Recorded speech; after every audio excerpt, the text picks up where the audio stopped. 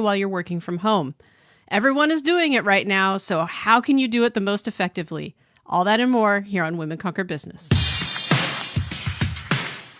Welcome to Women Conquer Business. My name is Jen McFarland. This podcast is for smart, serious business owners tired of the senseless chatter about growing a business. If you don't want to hear any more get-rich-quick, too-good-to-be-true nonsense, you've come to the right place. You'll learn why mindset is everything, as well as strategies for sustainable business growth and how to implement it, along with the secrets I learned leading large-scale business projects that also apply to 5- and 6-figure businesses. Are you ready? Let's go forth and conquer.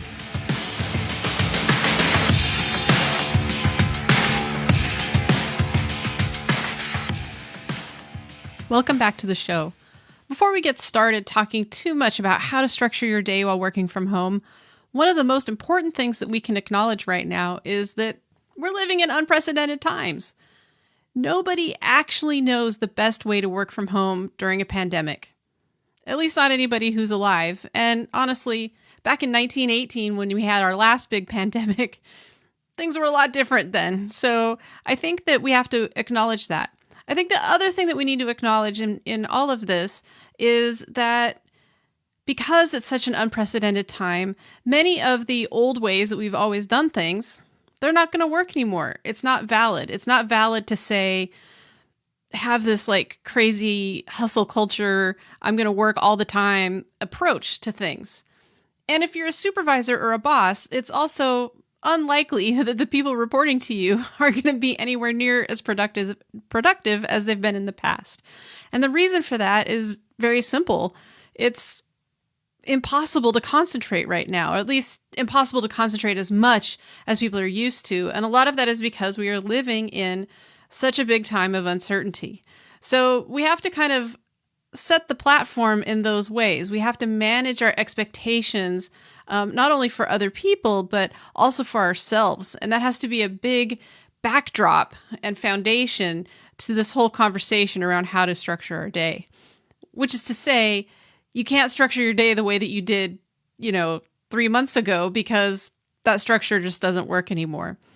Especially given so many people are out of work, so many people are sick, so many things have changed about our daily lives. And even with states easing back on the COVID-19 restrictions, that also means that, not everywhere has it been lifted, and there's some phasing in and phasing out of different things to see how things work. So it's safe to say that people will be working home longer than, 2 or 3 weeks. So we've still got some time to kind of get used to this and figure some things out.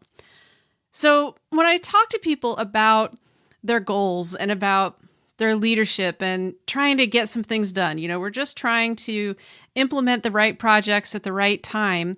And people are like, I'm not getting enough done. What is it that is stopping me? And we spend a lot of time on mindset for sure, and different ways to maybe structure a person's day. But one of the first things that is really important when you sit down to think about how you're going to structure your day so that you can get some things accomplished is what is going on now. What does your day look like now? And it's amazing to me how people don't pay attention, or they're not aware of what's going on in their daily lives at the moment. There's a heightened awareness maybe around the things that people want to have change, right? Like, I want to get more done. I want to do this thing that's been sitting off to the side and hasn't been accomplished. But there's much less awareness oftentimes around what is actually happening day after day, what is going on. So I think one of the first things that you can do around structuring your day is keep track of it. What is going on now? Give yourself a couple of days at least, no less than 3 days of tracking, just to see if there's any sort of pattern of what's going on. Now, it could be that you, in tracking, learn that, there isn't a pattern or there aren't any habits. And one of the things we're going to talk about is setting up just some basic ground rules around, or routines around, the workday and some boundaries. So, if every day is kind of like a box of chocolates and you don't know what you're going to get, then one of the things that you want to do is track that and then be thinking of things that you can do to maybe add a little bit more structure to your day. And we're going to talk about some of that. But the number one thing you can do to get started is figure out what is going on right now. Because you might find that you are not working because you're reading the news. Well, that's easy to change. It's easy to say we're not working because our kids, our spouse, our pets, anything is getting in the way. When the reality is they may not be interrupting us as much as we think. It's actually that our emotions are getting us in the way of doing what we want. Our emotions are so fragile right now that it doesn't take much for us to be derailed. And the easy way out is to say that it's somebody else, when my guess is a lot of times it's us. And I think that that's just the case, that it is us. So I just want to give you a few tips around how you can manage your emotions during a time like this. I mean, these are just basic resilient leaders, ways that you can reset your mindset on a daily basis. So the number one thing that you can do is put your oxygen mask on first. And that means putting your oxygen mask on first. So taking care of yourself first thing in the morning, taking time for just some quiet time. If that means getting up a little bit earlier than everybody else, then I encourage you to do that. Make the time for that cup of coffee or that cup of tea and just sitting with yourself. Give yourself some time to just kind of be, so that you can be ready for the day and really focused on what it is that you need to do. So put your own oxygen mask on first. Then think about your business. Put the oxygen mask on your business. Think about what it is that's most important in your business and get those things at least laid out. Make a list. Work on it however you do. But put the oxygen mask on your business. If there are things that maybe stress you out a little bit, like finances or different things, take care of it up front so it's not hanging over your head. After you put on your own oxygen mask, which is a little self-care, practice some self-care on your business. Then you're ready to focus on other people. And this is, again, these are mindset resets that can happen every single day, right? So every single day, make time for yourself, make time for your business before you start worrying about other people. Because if you take care of yourself, you're much better off before you start taking care of other people. The second thing is open your heart. Open your heart to joy and laughter. Find opportunities to laugh. Last week we had two experts who were so excellent on the show who talked about how laughter lights up every area of your brain. Lori and Susan were great talking about that. But laughter does supercharge you. It brings you joy. It makes you happier. It lights you up inside and out. It attracts people to you, and it makes everyone around you better and happier, including yourself. So make sure that you are making time every single day for joy and laughter. And I can guarantee you, it may mean that you need to spend less time on social media and less time on the news, because let's face it, when COVID-19 is cured, you're going to find out about that. You don't need to be checking the news all the time to see what's changed. Right now, bring joy and laughter in first before you start focusing on the news or other things. The other mindset reset is about the market, right? So the economy is very uncertain right now. The economy has gone through an amazing contraction. And by amazing, I'm talking about impact. It's a very impactful contraction. This has definitely changed the way that business is being done right now. It's unprecedented for us to have 26 million new people who are unemployed.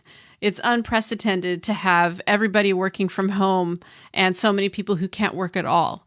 So when the market contracts like that, you expand.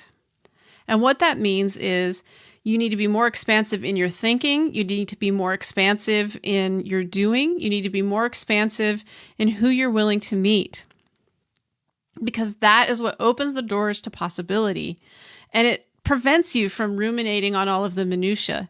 So when the market contracts, you expand.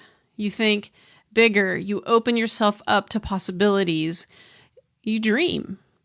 You think about the things that are working, and you work on the things that you can control instead of worrying about the things that you can't control. Be expansive. Clarify your mission and vision so that you can meet current demands. So the way we've always done it is not working anymore, and we need to approach things differently. So sometimes that means we need to clarify our mission and revise our vision to meet the current demands, to meet what other people are expecting of us. Now, I'm not saying you need to change the whole scope of your business. I'm saying look at the things that are going right, look at the things that people want, and find ways to deliver it given the current context. Because Harvard researchers have said we may be experiencing some social distancing into 2022. So if that's the case, then we need to change our thinking so that we're able to meet those demands, because we can't sit still and remain where we are. So how does all of that fit into working from home? Well, it means that you are just managing your emotions a little bit differently. So it means you're taking care of yourself. You're opening yourself up to joy and laughter.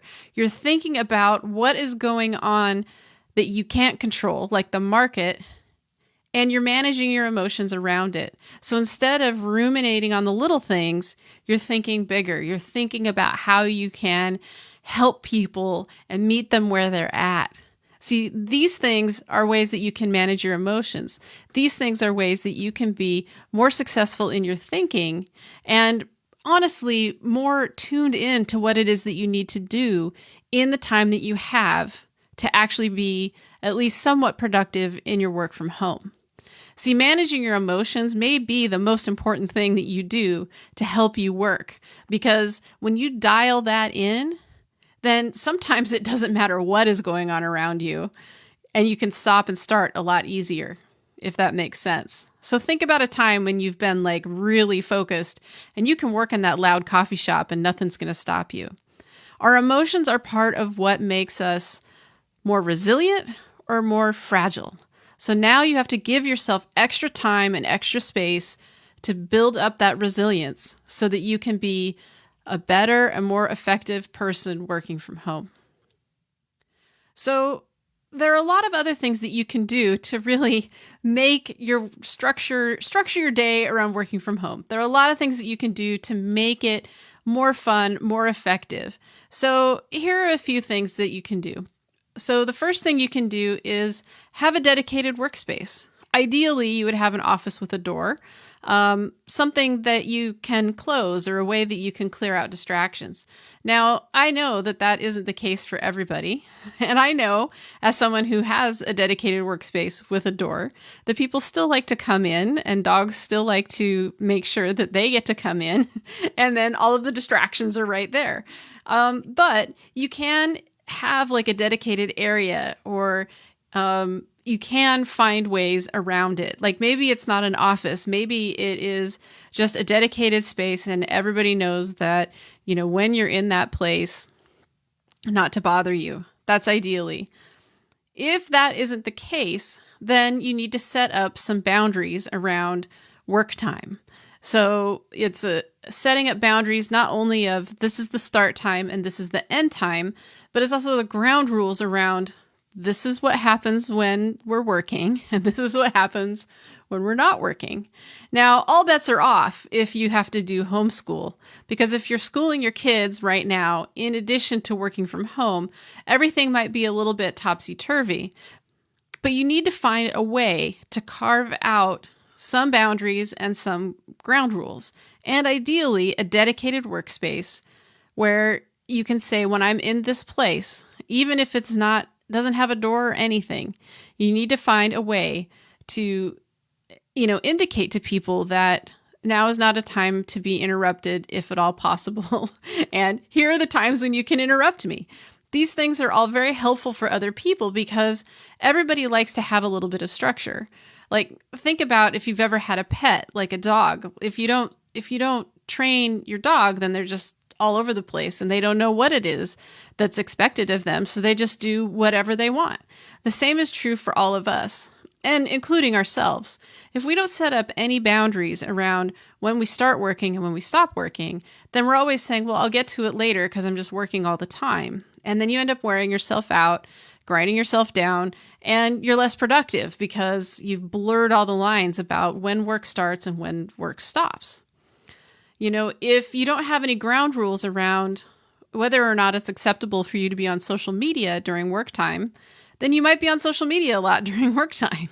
If you don't have any ground rules around what's acceptable and what's not when you're working, whether you're talking about what's acceptable for somebody else or what is acceptable for yourself, you could be doing laundry and playing with your dog instead of getting important things done. So make time, though, for things that are not related to work during the day. To the extent that you can, carve out like a certain amount of time out of every hour, or carve out a certain amount of time out of every day, knowing that there are going to be things that come up, and then make that space for it and make it happen. One of the worst things you can do is just be like, this is how it's going to be, and be solid on that. I think that that's a recipe right now to feel like you've failed. So one of the best things that you can do for yourself is set up every opportunity possible for success and celebrate each one of those little wins. I mean, be grateful that you're able to work, because a lot of people aren't able to work from home. So celebrate the wins and make quick lists about what it is that needs to happen tomorrow. What are the things that you got done today? And I'll tell you, this is going to sound really funny, and maybe it resonates with other people and maybe it doesn't. But one of the most important things that I have been doing that has really helped me structure my workday from home is I'm treating it like any other workday. And what I mean by that is I always spend time in the morning doing a little bit of self-care, a little meditation. Sometimes I take a bath. Sometimes I'm doing yoga. It's always a little bit different, right? But the other thing that I'm doing is I'm getting up, I'm getting dressed, I'm getting up, I'm taking a shower, I'm getting dressed, I'm doing everything around my day as if I was going to my office. And instead I'm just have a shorter commute and I go across the hall to my office. But the more that you can normalize things, the better. It's really hard to feel like it's time for work, when you're still wearing your Netflix clothes from the night before. So one of the biggest things that you can do is what we're trying to do is build a structure, like build in all of the normalcy that you can, because there are a lot of things that you do have control over. You might not have control over how productive you are simply because there's so much going on around you, but you can give yourself every opportunity that you can think of to be successful. And those are some of the things that I think will really help you. The last thing I'm going to give you are a couple of specific ways that you can tweak your day.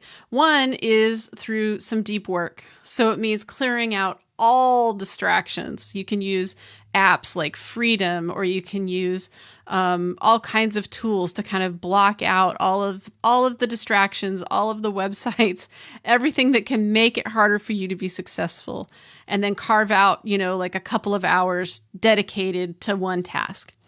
The other thing that you can do is something that doesn't take up nearly as much time, which is Pomodoro Sessions. So those are 20 to 25 minute sessions of dedicated time on one thing.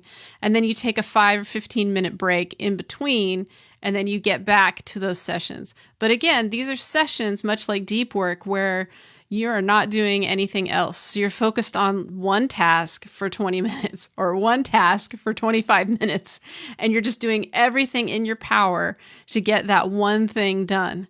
And sometimes doing one thing during COVID-19 to move our business forward, sometimes that's the only thing that we're going to get done in a particular day. And I'm here to tell you that that is good enough. That is good enough. So make sure that you are setting up some sort of structure. Make sure that you are managing some sort of boundaries about a start and an end time. Make sure that you know what's in and what's out. Make sure you communicate with other people what your expectations are for the day and see what you can do to kind of, train them up a little bit to help support you as you're trying to work from home. Manage your emotions. I can't emphasize enough how important it is to check in with yourself every single day and see how you're doing so that you can manage your emotions. Celebrate the quick wins and then prepare for the next day with a short list of goals and things that you can do to help yourself celebrate wins tomorrow and the day after that and the day after that. Even if you just do one or two of these things will get a little bit better for you.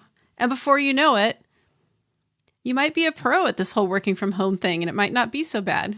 Although I'm going to tell you, all of the video calls for me, I know that they're here to stay and they're still not my favorite thing to do. So I think that we all have things that we enjoy and things that we don't enjoy. But hopefully these tools will help you structure your day so that you can work from home a little bit more effectively. Thank you so much for being here, and I will talk to you next week. Thank you for listening to the Women Conquer Business podcast. If you're wondering, what's next? Here are a few suggestions. If you love the show, be sure to subscribe. If you want to follow me on social media, you can find Women Conquer Business on Facebook, LinkedIn, and Pinterest. And finally, if the episode today brought something up for you and you need to talk, email me at hello@jenmcfarland.com. The Women Conquer Business podcast is written and produced by Jen McFarland and Foster Growth LLC in beautiful Southeast Portland, Oregon. Thanks again for listening.